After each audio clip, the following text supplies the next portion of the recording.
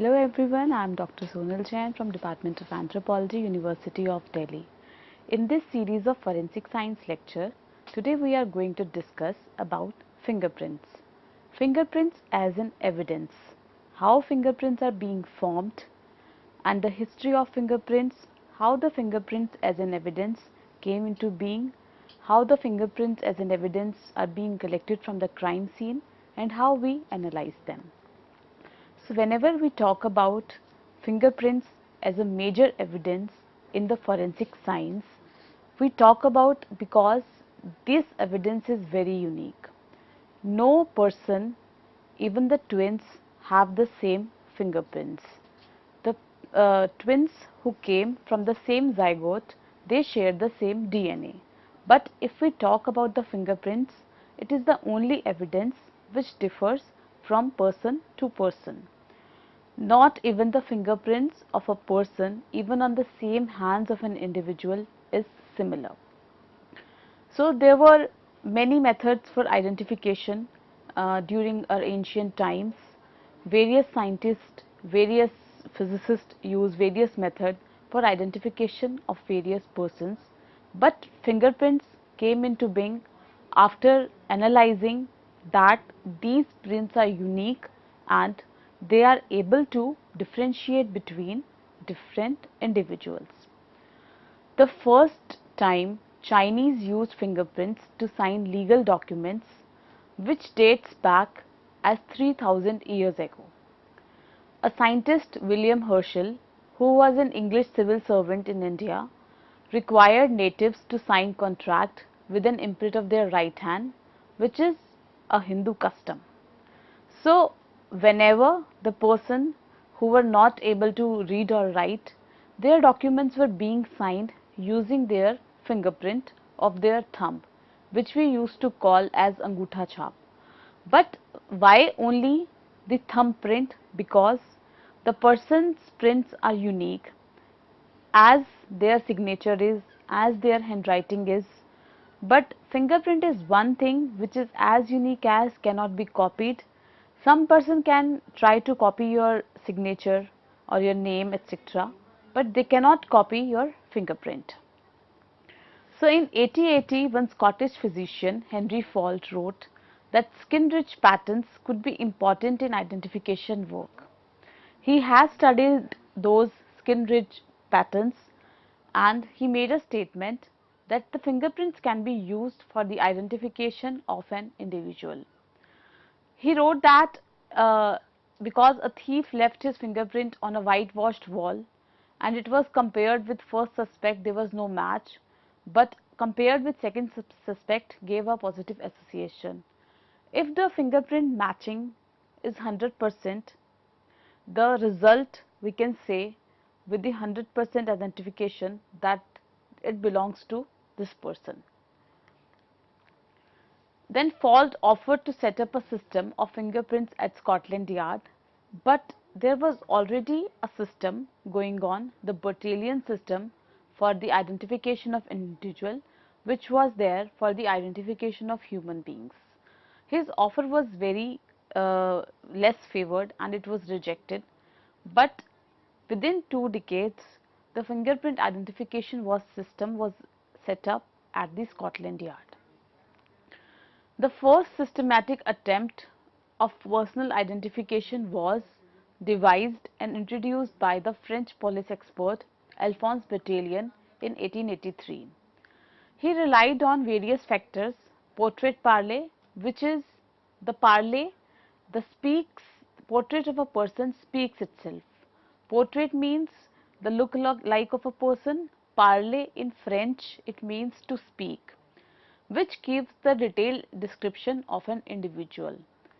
So if there is any witness of any crime, that witness, if he is able to tell about the features of the person who has committed the crime or the suspect, then his portrait can be made by the sketch experts and which can help in the identification of that person. But for this we have to rely on the eyewitness and how the eyewitness is defining the description of the individual, which is a very detailed method and not very scientific method. We can get clues from that and we can get forward with the case, but it gets really difficult if there are no eyewitnesses available, or if the eyewitnesses are not able to help in making the detailed description of an individual. The Bertillon system also included the full-length and profile photographs of individual, and the anthropometry, which is the system of precise body measurements. Anthropometry, if we talk about, it is based upon the premise that the dimensions of the human skeletal system remain fixed from age 20 until death.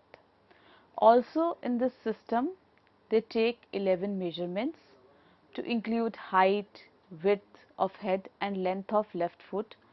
All these measurements all together, they correspond to anthropometry, and if we use this application of anthropometric measurements into forensic, then we call this field as forensic anthropometry. So the anthropometry system was installed or was inflicted by Bertillon, but with time they required, not every time we have the photographs of the suspects or the measurements, or in cases where there is no suspect found, we rely on other evidences for the identification. We have biological evidences, and biological evidences can also help in the identification of an individual. But if we go for the physical evidence, then the fingerprint is a very good evidence for identification of any person. Fingerprint is one evidence which can be found very easily, because whenever a person is committing a crime, he will touch things to enter a house, maybe through the door or maybe through the window or maybe through anything, then those prints can be found at such places. The forensic experts who are visiting the crime scene, they should look for the evidence very carefully. So after Galt, it's the Francis Galton, in the year 1892, he published the classic work Fingerprints. His book, the name which is being named Fingerprints, he discussed the anatomy of fingerprints and suggested method of recording them. He proposed there are three main pattern types: loops, whorls and arches. He also claimed that no two prints are identical. Even if we consider the 10 fingers of our hands, they are not even identical. In fact, even the relations which are related by blood, they do not have the same fingerprints. And also, very importantly, an individual's print remain unchanged from one year to the next. That means the prints which an individual is born with will die with the same prints. They can be, in certain cases, if a finger is being burnt chemically or with fire, then the print can dissolve, but there is no way that an individual can get their fingerprint changed. So after the Francis Galton, Sir Edward Henry, he was an Englishman. In 1897, he proposed another classification system which is still in use today.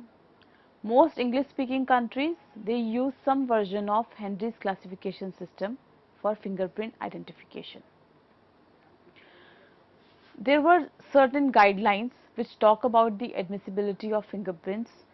It is argued under Daubert guidelines that fingerprints were not unique.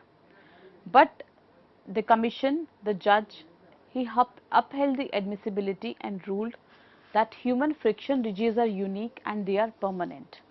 Human friction ridges skin arrangements are very unique and they never change. Because of the physiology of fingerprints, they are being developed when the person is inside the womb. Because of the pressure which is being exerted by the mother's womb on the fingers of the child, the fingerprints are being developed. These pressure is different for different fingers and for all different individual.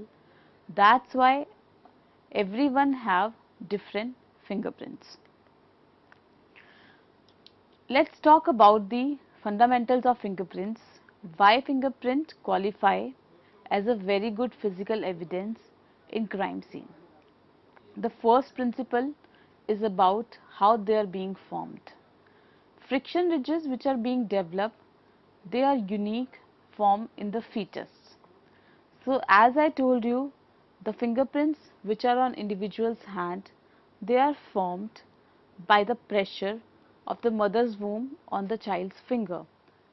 So the pressure is differently exerted on different fingers. So the ridges are made differently and in a unique way. So the fingerprints are unique for each and every individual. The second principle is a fingerprint will remain largely unchanged during an individual's lifetime. Whatever print we are born with, the same print we will die with. It will never change. The third principle says the friction-rich patterns and their details are unique. No two fingerprints have yet been found to possess identical ridge characteristics. It's not about the class characteristic, whether the print is a loop or a whirl or arches, but there are certain another minute details which are present in a fingerprint and it made it unique. The fourth principle, fingerprints can be systematically classified by various ridge patterns. So whatever print is present on anyone's finger, there are various classification, and the most important classification which is given by Sir Edward Henry, we call it as Henry classification. They have classified fingerprint into various categories. Some are class categories, loop, whirls and arches, and then we have ridge categories. After the main categories, we can divide fingerprints into different categories. So if a loop is found at the crime scene and a person does not have a loop print in his hand, then he can be eliminated from the suspect list. There are certain other major ridge points, minutiae points, which are present in fingerprints and which can be compared to compare between the print which is found at the crime scene and the print which is being taken from the suspect. Also, we are in process of making the database of fingerprints so that we do not have to look for the suspects. Those who are repeated offenders, their prints are being taken by the National Crime Records Bureau (NCRB) and they save their prints, and whenever a print is being found at the crime scene, that can be compared with the print which are present in the databases so that a quick opinion can be given. So whenever a print is being found at the crime scene and the print is being compared either from the database is, as we said, it's made from the repeated offenders. So it is compared on the basis of certain factors. Minutiae are the rich characteristics which define individuality. So first we identify the pattern, then the relative location, and then compare them point by point. Possibly 150 points on an average print are present, and for a positive match we just have to see or look for 8 to 12 or 16 points. Depending upon the agency, the number of points differ. FBI have different points, Scotland Yard have different points, CBI have different points. So based on the agency which is analyzing the evidence of fingerprints, they have different points for matching. So the how many points make a match, it depends on experience and knowledge of the examiner, usually 8 to 16. We have to look for the core, delta, ridges, any islands which are present there, any bifurcations which are present there, any fork which is present there. We have to look for different minutiae and compare with the print. If we talk about the classification, an arch print can compare only with an arch print, and whirl print will be compared with the whirl print. A loop print can only be compared with the loop print. We cannot compare an arch print with the loop print. So we have to look for the classification, and the comparison can be made between like versus like. The friction skin ridges are the reason which give rise to the fingerprint. The palm side of fingers and thumb, soles of feet, they are the ridges. They provide firmer grasp, resistance to slippage, and these lines correspond to various hills and valleys. So these are the friction skin ridges which are present on the tips of our fingers, on the palms of our hand, on the soles of our feet, and these are the hills and valleys, and because of perspiration, our hand or our foot, they leave a print on the surface with which it comes in contact. So whenever our fingers or our foot comes in contact with any other surface, then it will leave a print. The ridges and grooves or the hills and the valleys, they will leave a print on the surface. This is because of the composition of various layers of cells: epidermis, outer dermis, inner layer which is dermal papillae which is the layer in the between. So if we look at the fingertip, our fingertip has various valleys and ridges, and whenever our skin perspire, the small amount of perspiration is left on the hills, and whenever we touch any surface, this perspiration is being transferred to that surface, and that transfer is known as the print. The skin has various openings for ducts from sweat glands. Perspiration discharged to surface of skin, and this transfer is called latent print. So the arches, loops and whorls, these are the three major classification of fingerprints. Arches are 5% occurrence in the population, loops occur 60% to 65%, and whorls occur 30% to 35% in the population. Loops are majorly common with the classification of ulnar loop and radial loop. Arches could be plain arches and tented arches. Arches is the least common of the three general patterns. Whenever ridges enter one side of pattern and exit another, that is known as an arch pattern. It is more like a hill shape. A ridges will enter and then they exit from the another side. If there is an hill in between, then we call it as tented arch, but if there is no hill or there is wave like pattern, then we call it as a plain arch. Loops, they are the most commonly type of fingerprint which are found in an individual. Ridges enter from one side and they exit the same side. If it open towards the little finger, we call it as ulnar loop because of the bone ulna, and if it open towards the thumb, we call it as radial loop because of the bone radius. We have two bones in our hand, radius and ulna. Because of them, one is called as radial loop and one is called as ulnar loop. So in arches, the ridges will flow from one side and they go from the another side, but in loop, ridges will come from the one side and they come back to the same side they exit. So loop are ulnar loop and radial loop depending upon their opening towards the finger or towards the thumb. This is a diagram. If we look at the loop, it has one core in the between. The nearby lines which are going from one side and coming back on the same side are the type lines, and a delta is present there which shows the position. Now the whorls which occur 30 to 35% in the population, they are of four types: plain whorl, central pocket loop, double loop, accidental loop. All the whorls have two deltas and type lines. Loops will have only one delta, but whorls will have two deltas. So depending upon which type of fingerprint pattern is being found at the crime scene, we further go and match and analyze it. In fingerprint formation, various minutiae are present.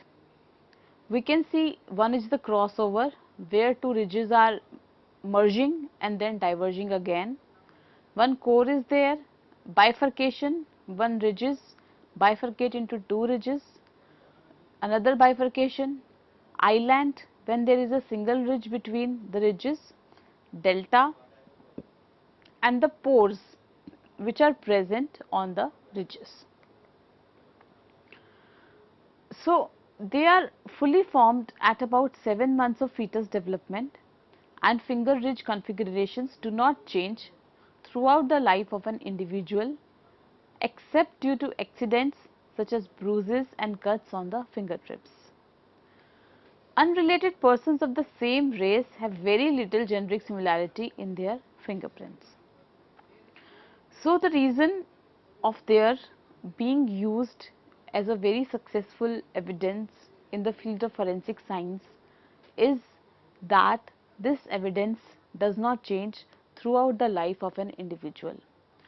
Parent and child have same genetic similarities as they share half the genes, and siblings have more similarity. The maximum genetic similarity is observed in monozygotic twins, but the prints are not same and the patterns are also different in different people.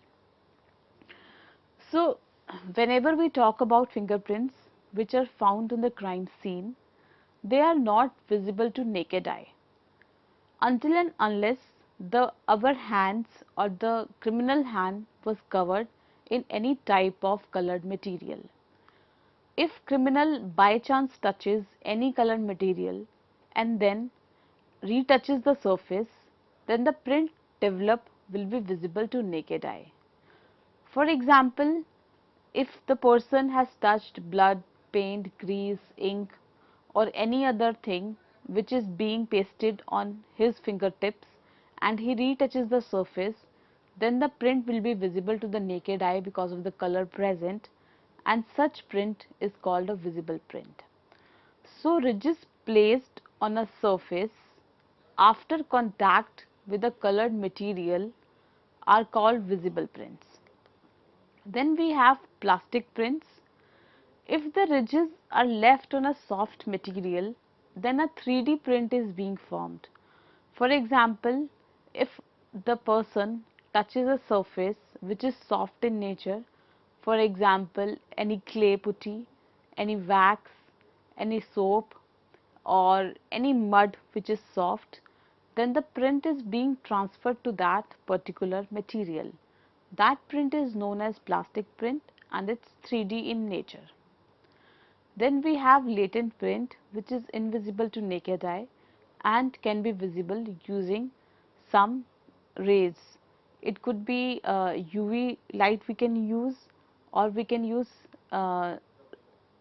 any transmitted light which can help in the look for the latent prints.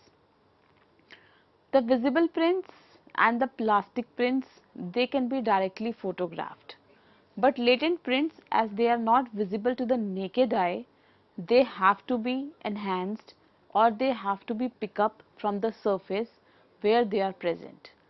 The reason of transfer of latent prints is because of the perspiration or oils which are present in the sweat ducts which are present on the tips of our fingers. So, the latent prints need to be developed.